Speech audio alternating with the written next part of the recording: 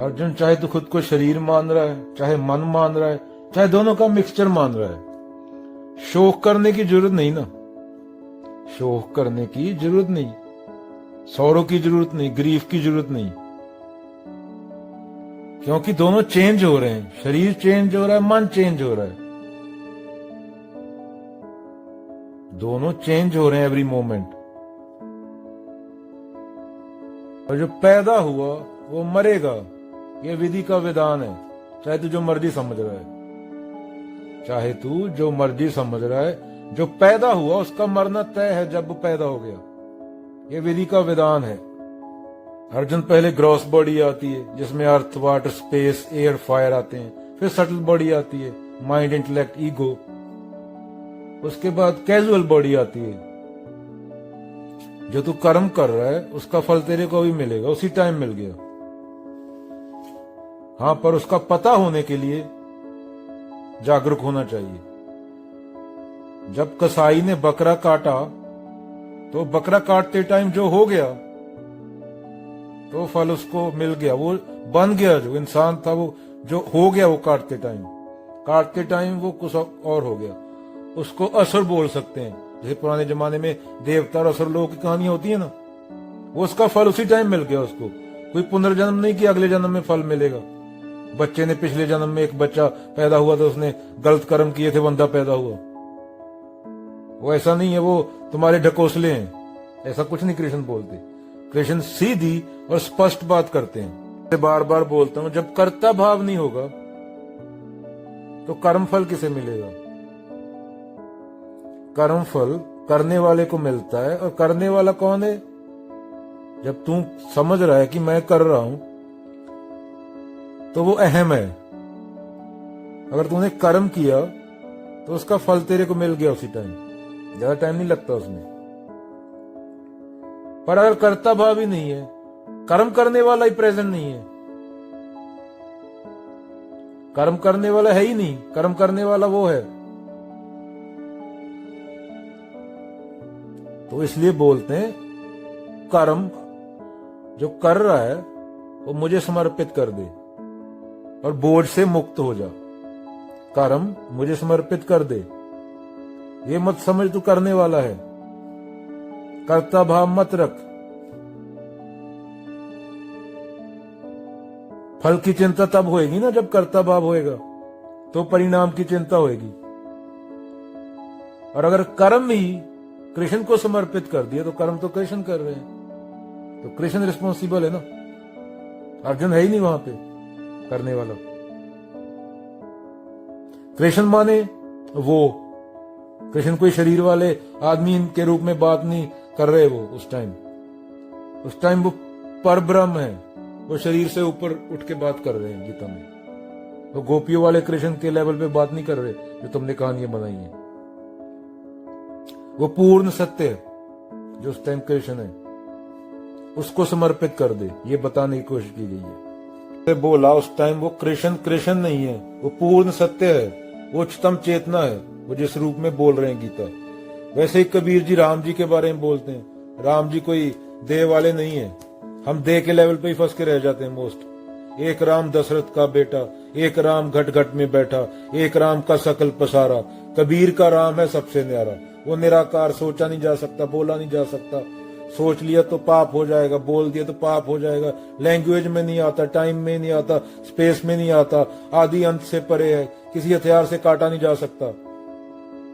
इतना कुछ बोल दिया पर बोला नहीं जा सकता। जैसे बुद्ध चुप हो जाते हैं, नागार्जुन चुप हो जाते हैं, आत्मा के बारे में पूछो तो मौन हो जाते हैं। चुप हुआ जा सकता है और पूरा अस्तित्व से, अपनी पूरी जान से झुका जा सकता है, बस बिना बोले, बिना किसी थॉट के। उसके आगे हर सांस में वो है, हर दिल की धड़कन में वो है। अगर देखने वाला हो सूक्ष्मता से, कोई ज्ञानी आदमी हो तो वही है, उसके अलावा है कौन? गुरु ग्रंथ साहब ही एक कमकार से स्टार्ट होता है ना। एक कमकार का मतलब ये थोड़ी है कि 10 है, एक ही है। अगर मानो तो एक भी नहीं है, जानो तो एक भी नहीं है। बुद्ध शून्य बोल देते हैं आगे जाके। नागार्जुन शून्य तब बोल देते हैं। एक भी बोल दिया इसलिए बोलते हैं, तो तुम एक का भी मतलब निकाल लो। कुछ अहम है, मन है, एक भी बोल दिया तो एक का भी वो कुछ ना कुछ मतलब निकाल लेगा। अहम इतना गंदा है, ईगो इतनी गंदी चीज है। तो शून्य बोल दिया, एक कमकार भी नहीं बोला बुद्ध और नागार्जुन ने। ये शून्य है, सोचते रहो, सोचा ही नहीं जा सकता, करो जो करना है, अब बनाओ कहानियां। एक और बात याद आ गई, तानसेन के गुरु थे स्वामी हरिदास। तानसेन को मिल गई अकबर के दरबार में नौकरी। अकबर खुश हो गया। कहानियां भी हैं कि बादल बरसते थे जब तानसेन गाते थे, वो संकेतक कहानियां हैं, अच्छा गाते थे। एक बार बैठे थे तानसेन और अकबर। अकबर बोलता है, तुम श्रेष्ठ हो तानसेन, तुमसे अच्छा कौन गाता है? तानसेन बोलता है, मेरा गुरु। बोलता है, उनको बुला दरबार में, फिर जो चाहिए उनको दूंगा। तानसेन बोलता है, यही तो समस्या है, तो मेरी तरह किसी राजा के लिए नहीं गाते, ना पैसे के लिए गाते हैं, ना मान अपमान के लिए गाते हैं, ना लोग क्या कहेंगे इसके लिए गाते हैं। वो अपनी मर्जी के मालिक हैं, ना उनको मान अपमान का डर है, ना सामाजिक इज्जत का डर है, ना किसी से कुछ मिलेगा इसका डर है। रोटी मिले तो खा लेते हैं, नहीं मिले तो पानी पी के सो जाते हैं, उसका नाम लेके, उसके लिए गाते हैं, वो सिर्फ मर्जी के मालिक हैं। बोलता यही डिफरेंस है, इसलिए वो मुझसे श्रेष्ठ है। अकबर बोलता है, तो मैं हरिदास से मिलने जाऊंगा। तो अकबर जाता है हरिदास से मिलने। 2-3 दिन नहीं गाते हरिदास, 3-4 दिन हो जाते हैं, आई थिंक 3 या 4 दिन, उसके बाद गाते हैं। अकबर रोने लगता है गाना सुन के। वो इसलिए गाते हैं क्योंकि तानसेन गा रहा होता है, तानसेन गलत सुर लगा देता है, तानसेन गलत सुर लगा देता है। तो अकबर आके रोने लगता है। अकबर को पहचान जाते हैं वो कि तो अकबर है राजा, और मेरा शिष्य इतना कच्चा नहीं है सुरों का कि वो गलत सुर लगाए। उसने इसलिए लगाया ताकि वो मेरे से गवा सके। तो अकबर बोलता है कि मेरे दरबार में तानसेन ही क्यों गाता है, मेरे दरबार में कोई तुलसीदास, सूरदास या कोई हरिदास क्यों नहीं गाता? तो अकबर को बोलता है तानसेन, ये लोग बिकते नहीं ना, इन लोगों को पैसे से फर्क नहीं पड़ता, इनके लिए पहले कर्म है उनका, मान अपमान जैसे पहले बोला, सुख दुख, समाज क्या बोलता है, क्योंकि समाज को खुद का नहीं पता, लोगों को खुद का पता थोड़ी होता है। घंटा पहले कुछ और होते हैं, घंटा बाद वो वही लोग पत्थर उठा के लड़ रहे होते हैं। घंटा पहले भाई भाई एक साथ मिठाई खाई थी, न्यूज सुन ले अखबार में, तो हिंदू में मुस्लिम। तो बोलता है ऐसे लोगों का वो टेंशन नहीं लेते ना फालतू का, उनको सिर्फ उससे मतलब है, वो ये फालतू की झंझट से मुक्त हो गए। ऐसी मरनी क्यों मरे, दिन में 100 बार जग की मरनी। तो ये जो लोग हैं इनकी क्या टेंशन लेने, उनको टेंशन ही नहीं लोगों की, पैसा मिलता है नहीं मिलता ना मिले, ये तो दिन में 100 बार मरते हैं, वो भी डिफरेंट चीजों के लिए। 24 घंटे में 100 बार मरते हैं संसारी है जो। तो ये लोग वहां पे हैं, यहाँ पे कर्म और कर्ता में डिफरेंस नहीं रहता, यहाँ पे कर्ता और कर्म एक हो जाते हैं। ये जिड्डू ने बोला थॉट और थिंकर एक ही है, ऑब्जर्वर एंड द ऑब्जर्व्ड, फर्क नहीं है कोई। तो वहां पे कर्म और कर्ता एक हो जाते हैं, और उसके लिए बहुत प्रेम चाहिए, उसके लिए बहुत प्रेम चाहिए। टोटैलिटी में चीजों को देखते हैं वो चीजों को टोटैलिटी में देखते हैं, और कोई ईगो नहीं है उनमें, कोई कामना नहीं है कि मेरे को ये मिल जाएगा, यहां से ये नहीं मिलेगा नुकसान हो जाएगा। फिर बोलता हूं, जग की मरनी क्यों मरे, दिन में 100 बार। वो मन से ऊपर उठ गए हैं, पूरी प्रॉब्लम मन में ही रहती है ना। हाय मेरा ये गया, हाय मेरा 1 रुपया, सुबह उठ के मेरे को जॉब ना मिला तो क्या करूंगा। तो इन लोगों को फर्क नहीं पड़ता, ये लोग खुद को जान गए हैं, और ये बेकाऊ नहीं है, इन्होंने वो चीज को जान लिया जो इनके अंदर है कि उसका मूल्य नहीं लग सकता मार्केट में। वो बहुमूल्य चीज है, उसका कोई मूल्य नहीं लगा सकता, वो मूल्य से परे है, उसको खरीदा नहीं जा सकता। इन्होंने वो चीज को जान लिया जो मौत से परे है। All know that drop merges into the ocean. सब जानते हैं कि बूंद समुद्र में घुल जाती है, पर कोई नहीं जानता कि समुद्र बूंद में समा जाता है। तो इन लोगों ने, एक बूंद ने समुद्र को जान लिया और वो समुद्र के साथ एक हो गई। वहां पे कर्ता और कर्म दो नहीं रहे, वहां पे ईगो नहीं रही, वहां पे अहम नहीं रहा, वहां पे निष्काम कर्म हो गया। इन लोगों को फर्क नहीं कि अकबर हमें मौत की भी सजा देगा। इनके लिए अकबर और एक भिखारी एक समान है, इनके लिए अकबर और एक कॉकरोच सड़क पे चल रहा है एक समान है। इनके मन में कोई द्वैत है ही नहीं, और इन लोगों को खरीदा नहीं जा सकता, क्योंकि जो चीज इन्होंने जान ली वो बहुमूल्य है। ज्यों तिलमा ही तेल है, ज्यों चकमक में आग, तेरा साईं तुझ में है, जाग सके तो जाग। जो बहुमूल्य है, जो खरीद बेच से परे है। खरीद बेच तो संसार में होती है ना, ट्रांजैक्शनल, तो ये बिकाऊ नहीं है। इनको रत्ती पर फर्क नहीं पड़ता कि तू अकबर है। चलो, कृष्ण पूछते हैं कि तुम्हारे पास कुछ अपना है, कुछ ऐसा है, शरीर, समाज, स्थिति, ज्योग्राफी, इन चीजों ने जो ना किया हो, तुम इनके मुताबिक चलते हो ना, तो तुम बोलते हो तुम डिसीजन ले रहे हो। डिसीजन तो शरीर, समाज, स्थिति और वो ले रहे हैं ना। ज्योग्राफी यहां पैदा हुई, आइडेंटिटी बना के रखी है जो तुमने, उसके हिसाब से डिसीजन हो रहे हैं ना। तो तुम्हारा अपना क्या है? कृष्ण बोलते हैं अर्जुन, इनमें तुम कहीं नहीं आते जिन चीजों का नाम लिया। तुम्हें लगता है मैं आजाद हूं, मैं फ्री हूं, मैं अपनी मर्जी से, फ्री विल से डिसीजन ले रहा हूं, और इन्हीं चीजों को अहम बोला गया है। तो अर्जुन, तुम्हारा जो ये मोह आ रहा है, ये तुम नहीं हो, इसको समझो, और यही दुख का कारण है।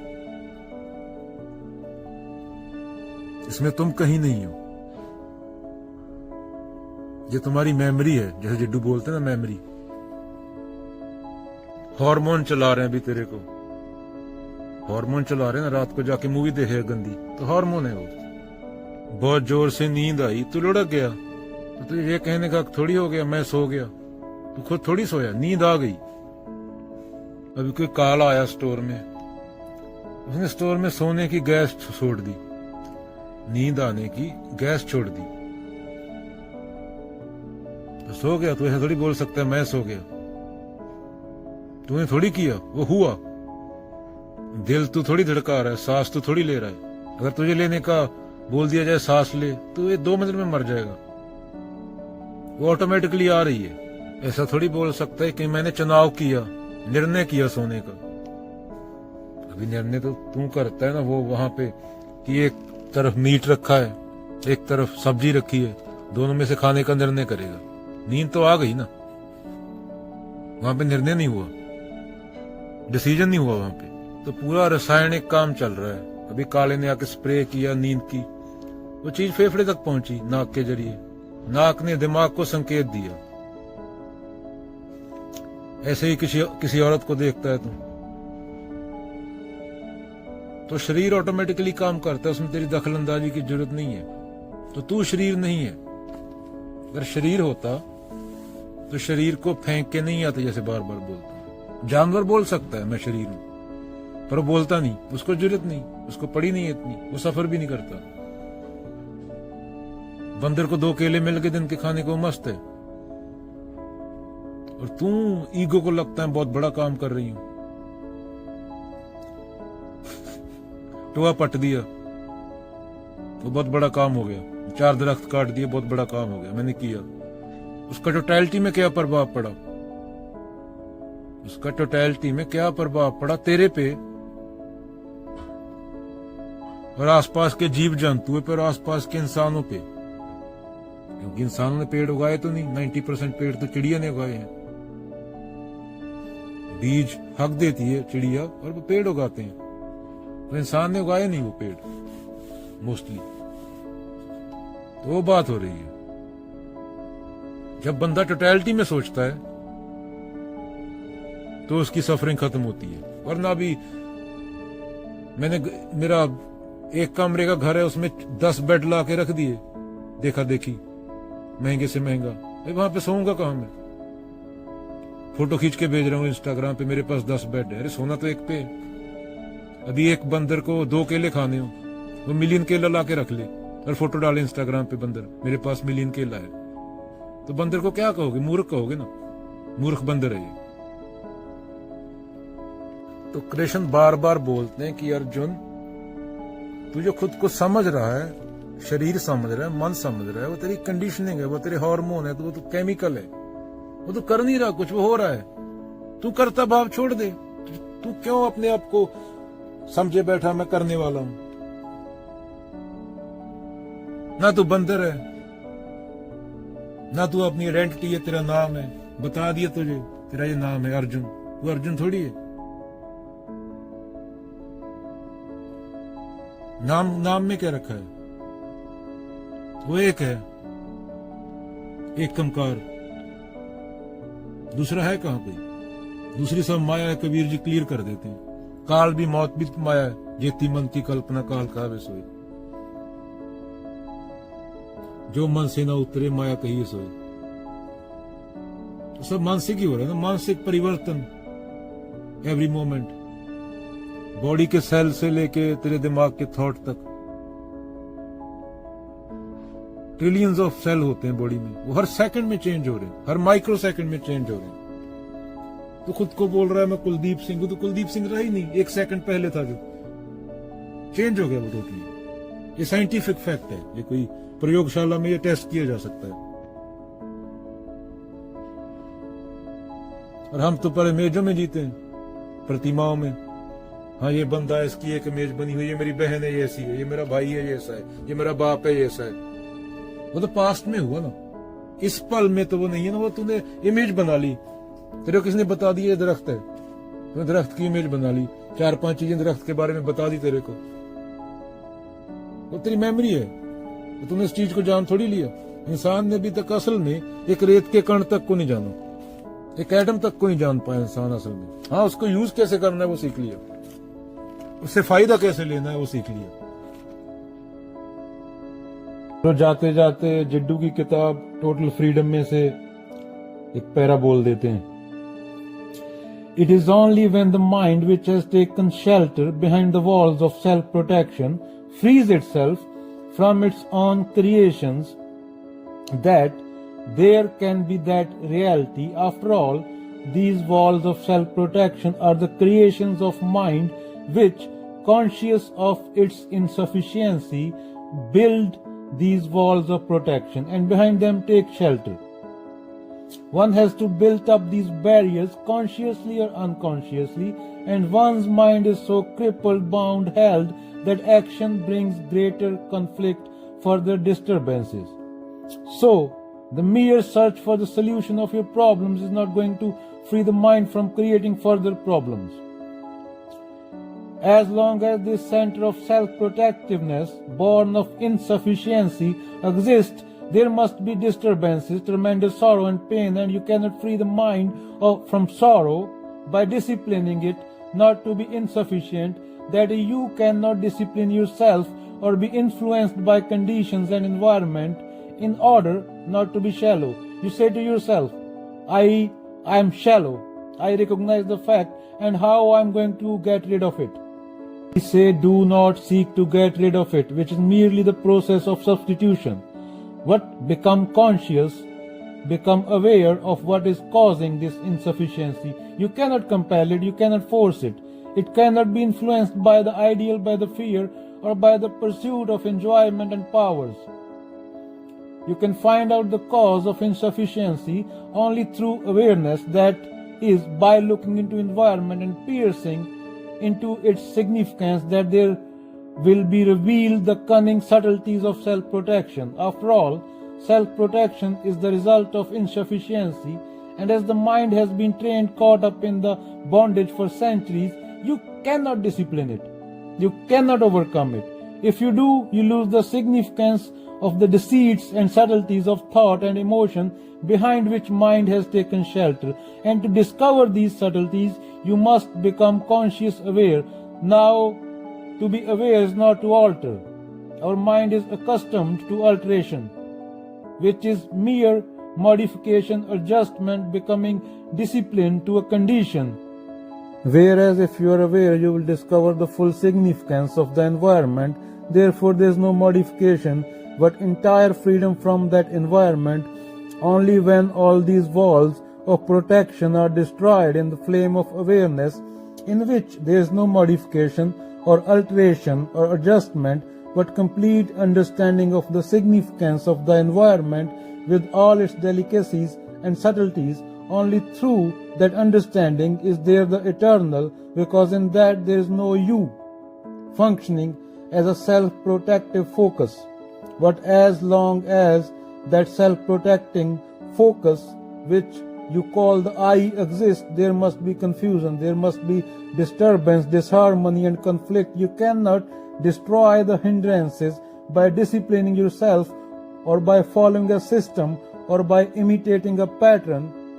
You cannot understand them with all their complication only through full awareness of mind and heart.